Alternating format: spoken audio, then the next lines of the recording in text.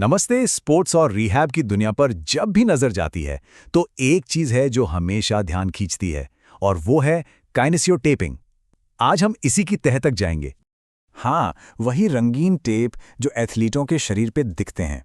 देखकर दिमाग में आता है ना कि ये है क्या चीज़। क्या ये सिर्फ स्टाइल के लिए है या इसका कोई असली काम भी है। चलिए आज इसी पहेली को सुलझाते हैं। तो सबसे पहले ये समझते हैं कि आखिर ये काइनेसियोटेपिंग है क्या। देखिए, सीधे सीधे कहें तो ये एक खास तरह का टेप लगाने का तरीका है जो शरीर को हील करने में मदद करता है। और सबसे बड़ी बात, ये आपकी मूवमेंट को रोकता नहीं है। जो पुराने सख्त वाले टेप होते थे ना, ये उनसे एकदम अलग है।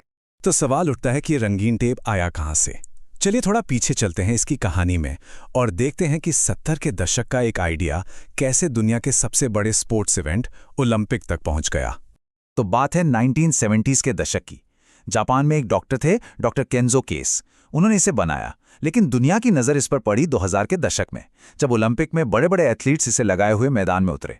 और आज तो देखिए, ये सिर्फ खिलाड़ियों तक ही नहीं रुका है, बल्कि फिजियोथेरेपी क्लिनिक से लेकर ऑपरेशन के बाद की देखभाल तक हर जगह इसका इस्तेमाल हो रहा है। चलिए अब आते हैं सबसे बड़े सवाल पर। ठीक है, टेप है, लगाते हैं, पर यह करता क्या है? मतलब इसके काम करने का तरीका क्या है? इसके पीछे की साइंस क्या है? अच्छा, तो इसका जो पूरा कॉन्सेप्ट है ना, वो एक बहुत ही सिंपल सी बात पर टिका है। वो ये कि हमारी स्किन की कोई भी हलचल उसके ठीक नीचे जो मांसपेशियां और टिश्यूज हैं, उन पर सीधा असर डालती है। जब इस टेप को स्किन पर लगाया जाता है ना, तो ये स्किन को हल्का सा, मतलब बहुत ही मामूली सा ऊपर उठाता है, इतना कम कि आंखों से पता भी नहीं चलता।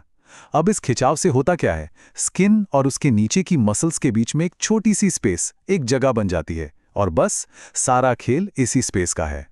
तो ये जो जरा सी जगह बनती है, ये दो बहुत ही कमाल के काम करती है। पहला, ये स्किन के नीचे जो नर्व रिसेप्टर्स होते हैं उन्हें एक्टिवेट कर देती है।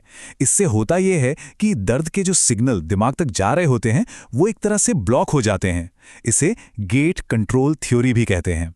और दूसरा काम, ये जोड़ों को सपोर्ट देता है। पर मजे की बात यह है कि आपकी मूवमेंट जरा भी नहीं रुकती। और बात यहीं खत्म नहीं होती।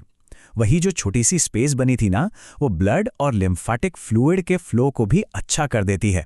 इसका सीधा मतलब ये हुआ कि चोट वाली जगह पर सूजन कम होती है और जो बेकार के वेस्ट प्रोडक्ट्स होते हैं वो वहां से हट जाते हैं। नतीजा, रिकवरी तेज हो जाती है। लेकिन एक मिनट, ऐसा नहीं है कि इस टेप को बस कैसे भी चिपका दिया और काम हो गया। नहीं, इसे लगाने का जो तरीका है ना, वही इसके असर को तय करता है। मतलब तरीका बदला तो असर भी बदल जाता है। अब जरा इस पर गौर कीजिए, ये बहुत इंटरेस्टिंग है। एक ही मसल पर टेप लगाकर दो बिल्कुल उल्टे काम किए जा सकते हैं। ये सब इस पर डिपेंड करता है कि टेप को लगाया कैसे गया है। मान लीजिए किसी कमजोर मसल को सपोर्ट देना है, उसे एक्टिवेट करना है, तो टेप को मसल जहां से शुरू होती है वहां से लगाकर जहां खत्म होती है उस डायरेक्शन में ले जाएंगे।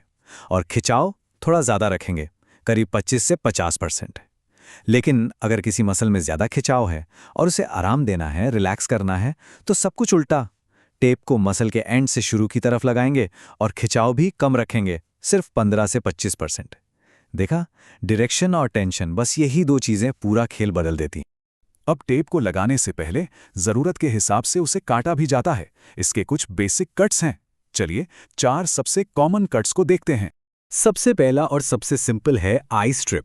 जैसा नाम है वैसा ही काम, एक सीधी पट्टी। ये किसी एक पॉइंट पर दर्द कम करने या एक सीधी मसल को सपोर्ट देने के लिए बेस्ट है। इसके बाद आता है वाई स्ट्रिप। इसे एक मसल के दोनों तरफ लगाया जाता है ताकि उस मसल पर जो टेंशन है उसे कम किया जा सके। फिर है एक्स स्ट्रिप। यह बड़ी मसल्स के लिए होता है, जैसे पीठ या कंधा, जहां कई अलग अलग डायरेक्शन से सपोर्ट चाहिए होता है। और आखिर में है फैन कट। ये बिल्कुल पंखे जैसा ही दिखता है। इसका मेन काम है सूजन को मैनेज करना। ये एक बड़े एरिया से लिम्फेटिक फ्लूइड को हटाने में मदद करता है। तो ठीक है, हमें ये पता चल गया कि ये क्या है और कैसे काम करता है, पर असल जिंदगी में इसका इस्तेमाल होता कहाँ है। स्पोर्ट्स की चोटों से लेकर ऑपरेशन के बाद तक इसका दायरा काफी बड़ा है।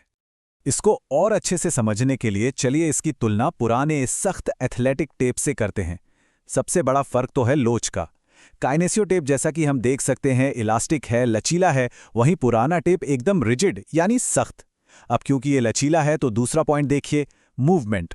काइनेसियो टेप के साथ आप आराम से मूव कर सकते हैं, जबकि सख्त टेप आपकी मूवमेंट को लॉक कर देता है। और इसे कितने टाइम तक लगा सकते हैं? काइनेसियो टेप को 3 से 5 दिन तक पहना जा सकता है, जबकि दूसरा टेप कुछ घंटों का ही खेल है। और आखिर में मकसद क्या है? काइनेसियो टेप का मकसद है रिहैबिलिटेशन, यानी ठीक होने में मदद करना, जबकि सख्त टेप का काम है इमोबिलाइज करना, यानी किसी हिस्से को बिल्कुल हिलने ही ना देना।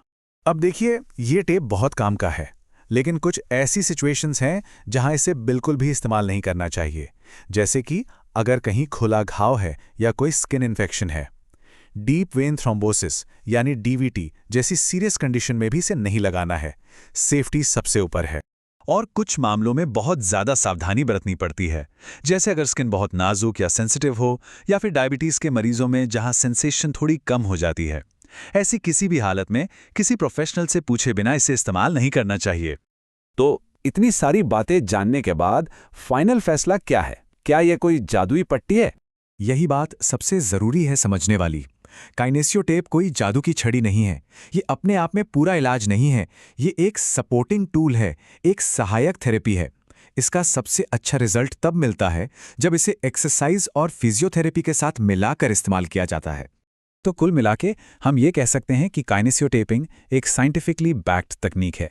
जब इसे सही तरीके से इस्तेमाल किया जाए तो ये आज के ज़माने में रिहेबिलिटेशन और स्पोर्ट्स इंजरी मैनेजमेंट का एक बहुत ज़रूरी हिस्सा बन जाती है।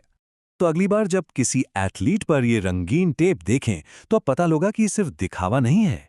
इसके पीछे एक पूरी साइंस काम कर रही है, दर्द को कम करने की और मूवमेंट को बेहतर बनाने की। सोचिए, एक मामूली सा दिखने वाला लचीला टेप, क्या ये सच में बेहतर मूवमेंट की चाबी हो सकता है?